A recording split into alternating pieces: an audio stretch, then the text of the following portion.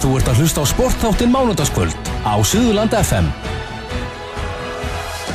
Það held ég nú sportþátturinn með ykkur hérna á þessu mánudagskvöldi. Staðan er ennþá 0-0 í Ítalíu og Svíþjóð, enda bara hálfleikstölur þar. Og já, hérna heima fyrir í körfunni Breiðablik 102, Skallagrímur 82 þegar 2 mínútur og 15 sekúndur eftir og Fjölnir 94, Hamar 101 2 mínútur eftir að þeim leik. Grótta 20, Selfoss 18 í handboltanum hérna heima 4 mínútur eftir að þeim leik, en nógum það í bili. Við erum konið núna með algjöran snilling á línuna. Það er meistarinn sem færir okkur allar helstu MMA fréttir fyrir okkur Íslendinga. Hann Pétur Marino og hann er með mmafréttir.is.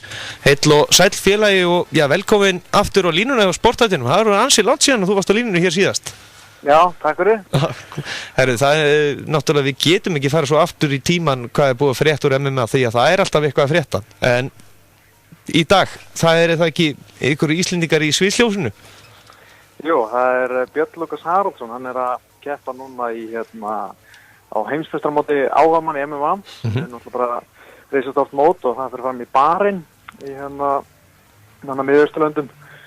Og hann var að keppa þar í fyrstum fyrir dag og vann einhvern Spánverja þar bara með armbar eftir 2 mínútur í fyrsta lóti og komin áfram í næsta umferð sem fer fram á morgun og þá mætir hann frekar öflum Íra. Það er gaman að fylgjast með því. Nákvæmlega. En hann Björn Lukas, þessi maður, hann lítur út fyrir að vera eitthvað svo saklaus. Er þetta bara svo villidýr eftir allt saman? Svona, þegar maður talar við hennar mann, þá er þetta svo mikill engill eitthvað? Já, þetta er bara svona eins og svo margir í þessum heimleikni. Þetta er svona bara mjög góður strákur sem er bara gaman að slást.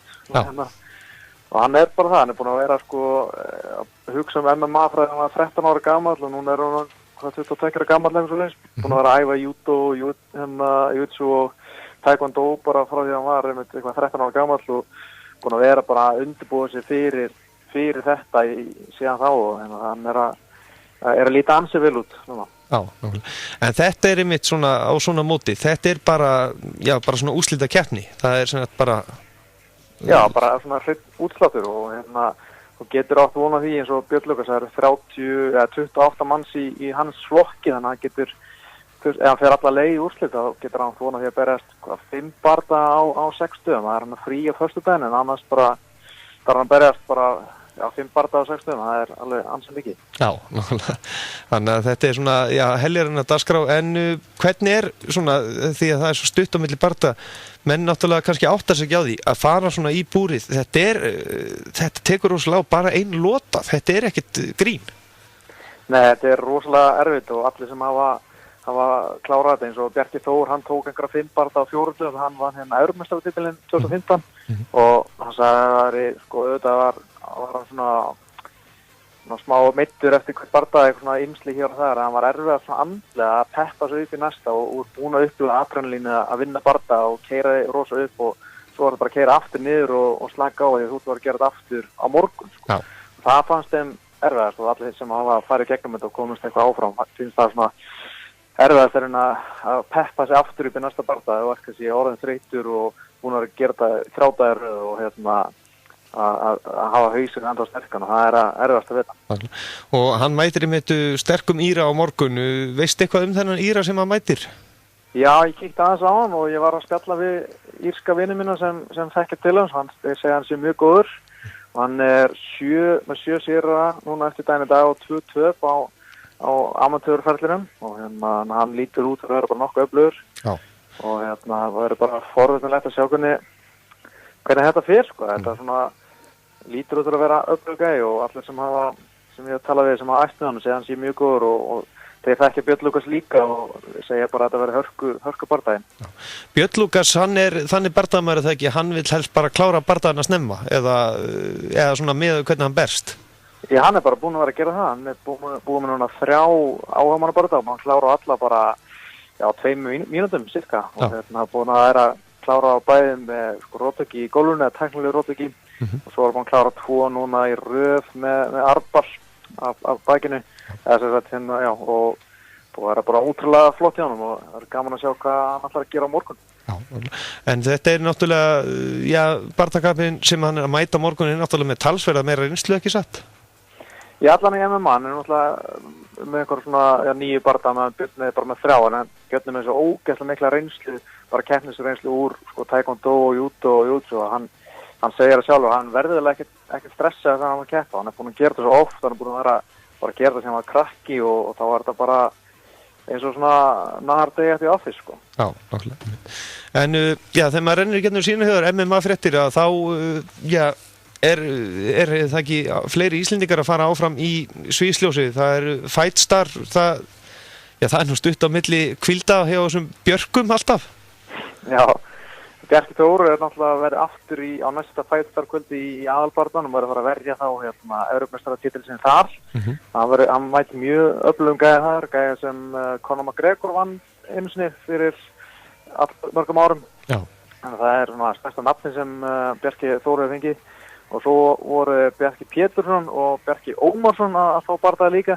Þannig að það verða 3 íslenski Bjarkar hann að hjá okkur. Þannig að þetta getur verið svolítið erfitt svona fyrir almenning að ruglast ekki á það öllum. Já, nákvæmlega. Það var einmitt sem ég var spurður hann daginn þegar ég tók einmitt viðtalina einn af Bjarkunum bara, hvaða Bjarka varst að taka viðtalið? Þeir eru orðin 4 núna Bjarkar sem hafa tekið MMA barða og eru bara allir á uppleið, þannig að þetta er bara erfiðara sko. Já, nákvæmlega. En ykkur fleiri en Bjarkar sem að fá barða? Nei, ekki augnablikinu sem mann eftir sko, en það er náttúrulega svona Fenris kóngurinn sjálfur, Ingþór Örn Valdimarsson, hann er líka með barða á Fightstar og það verður atvinnubardaði, hann er ekkert bara síðan bara í maí 2007 þegar hann tók sin fyrsta barða sama kvöld og Gunnar Nelson tók sin fyrsta barða. Já. Og núna er hann að fara snúa aftur í búrið bara og búin að taka svartbelti í judo og svartbelti í jutsu síðan þá og verða nokkra boxbarða, þannig að hann ætti að vera töluvert betur undirbúin í þetta sinn. Ekki nema, ég var bara að ná mér í svartabelti í þessu og þessu, menn áttasinn á það að gera þetta er ekkert auðvelt að ná sér í svartabelti. Nei, þetta tekur tíma sko og þetta sérstaklega í jutsuna, þannig að tala að meðan maðurinn sé 10 ára ná svartabeltinu, en svo voru svona gæjar Gunni sem taka á 4 árum og það er bara svona freaks sem gera það. Okay. En talandi Gunnar, nú voru fréttir í síðustu viku að hann væri að augra einhverjum espekurn upp í bardaðavissi. Já, það kom mér skemmtilega orð. Hann var breti sem heitir Darren Till sem er búin að vera mikill upplið nú. Hann var að vinna Cowboy Cerrone í október og róta hann og búin að skjóta strax upp listan undanfari og hann var að segja á Instagram þessi Darren Till að það var enginn sem þorði að berjast þessi og Gunni bara svaraði hann á Instagram og sagði hann sagði I'm game big boy og og síðan þá fóru þau bara einhvern veginn að skiptast á orðum á Twitter, ekkert samt bara vinnalega og hann verðist vera til í þetta og Gunni er til í þetta, þannig að bara boltinn er bara hjá UFC núna og spurning bara hvort að UFC láti vera að því eða ekki. Já, veistu eitthvað hvernig það er, hvernig bardagappið er þetta anstæðingur sem henta Gunnar Nelson vel eða skiptir það kannski engu máli? Já, þetta var erfið barða, þetta er gæði sem er mjög öflugur standardi, hann er búin að vera róta menn að vinna 2-4 barða sínum með rótæki ef ég maður rétt og búin að vera líta bara mjög vel út og hann er risastór í þingflóðunum, hann sagði það sjálfur í sem síðasta barða þá var hann náttúrulega viktar hans inn 77 kíló á föstudegi og svo er hann 90 kíló í barðanum og hann segir það sjálfur að það sem hann er að gera ætti að vera ólöglegt, þetta er svo mikið svindl sko. En þetta er ekkert bannað, en hann heldur því svo bara fram og hann er að fá svona mikið hæp núna þessi gæði, þannig að þetta getur verið ógeðslega flott tækifæri fyrir Gunnar að koma sér aftur svona inn í umræðuna, en þetta er líka smá áhætta því að þetta er hættulegur andstæðingur, þannig að þetta verður mjög spennandi. Gunnar er greinilega ekki hræddur við neitt, ég meina maðurinn steinrótast þarna í síðasta barda eða svona? Já, það er bara frábært og ég meina, ég held sem margir sem hefðu kannski viljað sjá hann taka eitthvað svona safe barða, en Gunni, hann er ekkert að spá í því, hann heldur hann getur unni alla þessa gæði og vill bara fá að prófa sig gegn öllum þessa gæðum og alveg sama hvað þeir hafa gert undanfarið og hann er bara til í allt og hann er bara svona martial artist bara sem er að ekkert að spá í einhverju svona öðru en að vilja bara berjast við á bestu. Nei, og hann er mitt bara, talandi svona svindlar, hann er bara að fara að keppa við þá annan enn eitt svindlaran. Hvernig dettur hún þetta í hug? Þessi Darren Till, svindlari? Já.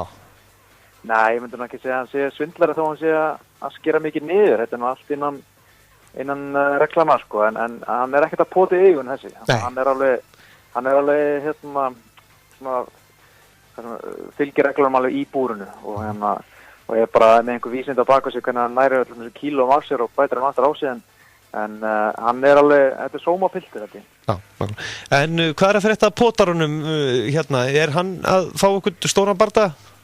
Já, hann fær ágætlega stóran bardaga gegn Perry sem mjög undarlegu karakter í UFC og það 16. desember og það svona ágætlega svona Fox kvöld, það í bara á aðalstöðin á Fox sem svona nokkuð stórt tækifæri fyrir marga og þar fær hann Mike Perry sem búinn að vinna 11 bardaga alla með róttöki, þannig að þetta verður tveir svona sem vilja bara standa og róta hvern annan og það getur verið mjög skemmtilegu bardaga en Mike Perry svo mikið fíbl að maður heldur eiginlega ekki með neinum í þessum bardaga, maður vill bara sjá báða rótast sko, þannig að þetta getur verið mjög skemmtilegt. Þannig að Gunnar ætti kannski að bætast inn í búrið bara svona. Já, það getur verið á það. Nákvæmlega. En þá hérna okkar Íslandsvinnur, McGregor, hvað að frétta svona af honum? Hann náttúrulega, já, hann var eitthvað í sviðsljósunum helgina með að hoppa inn í búr og fagna einhverju sigri og íta við dómurum og skemmtilegheitum. Já, þetta alveg ótrúlega bjánulega hegðun hjá honum, kallinn.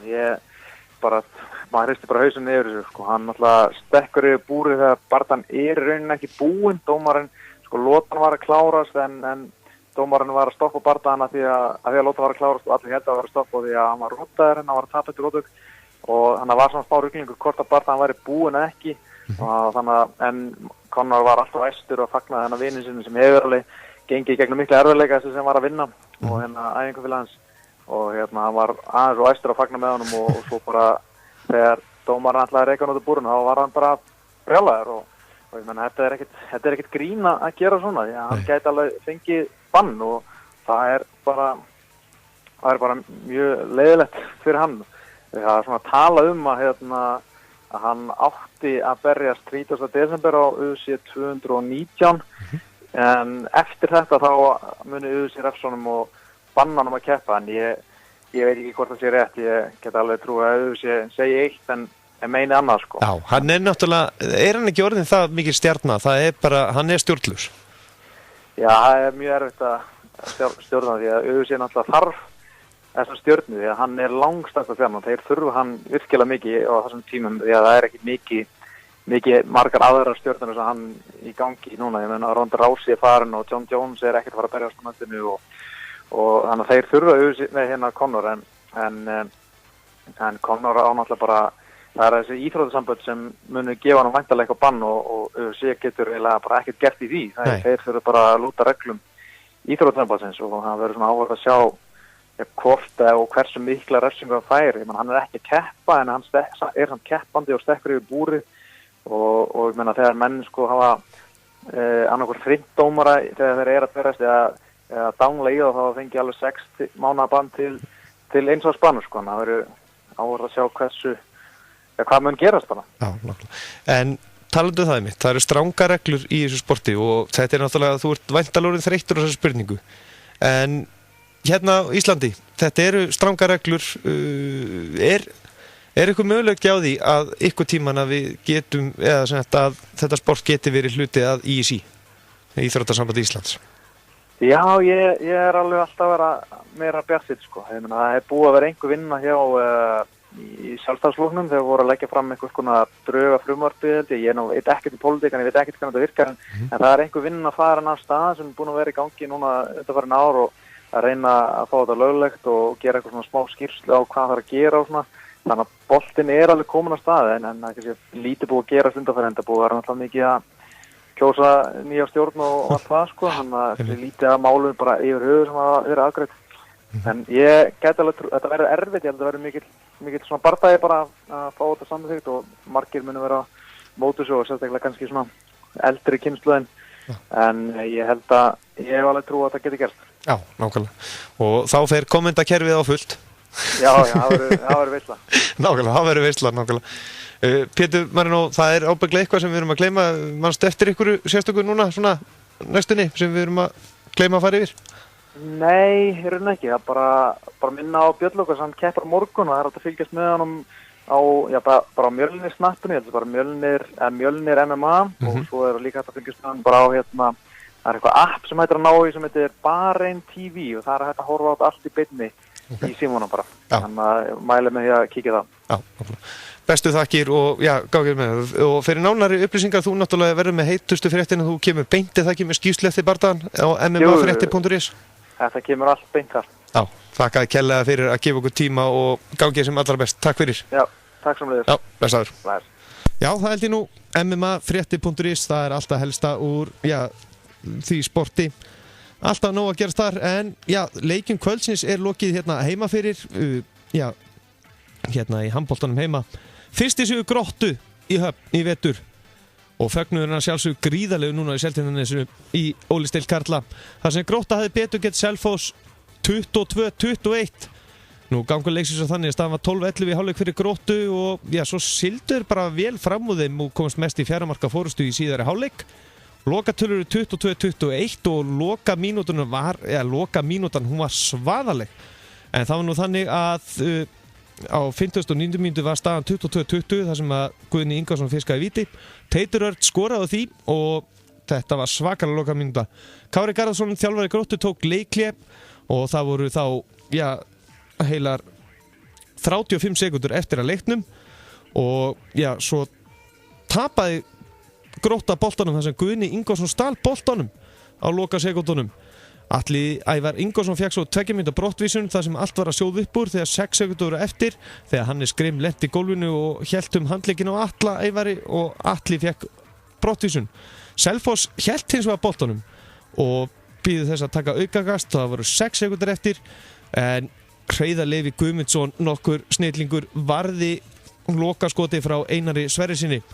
Markaðistir í liði Gróttu, það var Nökkvitan Elliðarsson, Vestmanni Ingunum Knái með 6 mörk, Daði Lagstad Gautarsson kom svo með 5 mörk og Július Þóri Stefánsson með jafnmörk mörk og hann. Finnur Stefánsson með 4, Þóri Bjarnar Traustason og Pétur Hauksson með 1 mark hvor. Hreiðar Levi fór illa með Selfyssinga í kvöld með 19 væri skot, þar að 1 víti. Teitur Örn Einarsson með 5 mörk í leikkvöldsins, þar á 3 úr víti, Haukur Þrastarsson einnig með 5 mörk, Atli Ævar Ingólfsson og Einar Sverrisson með 4 mörk hvor. Hergeir Grímsson með 2 mörk og Sverrir Pálsson með 1 mark. Sölvi Ólafsson varði 11 skot í marki Selfoss og Helgi Hlinsson 3 og þar að 1 víti. Selfyssingar voru utanvallar 6 mínútur á móti 2 mínútum Gróttu.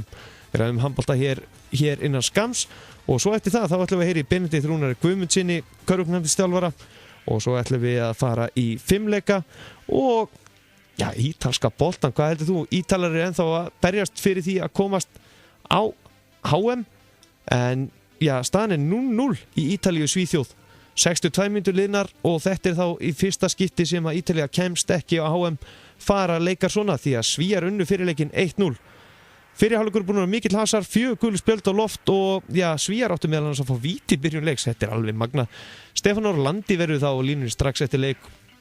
Ég veit ekki, hann brýtur annarkort síma en hann lofaði því að svara símanum. Kannski brýtur hann eftir viðtalið.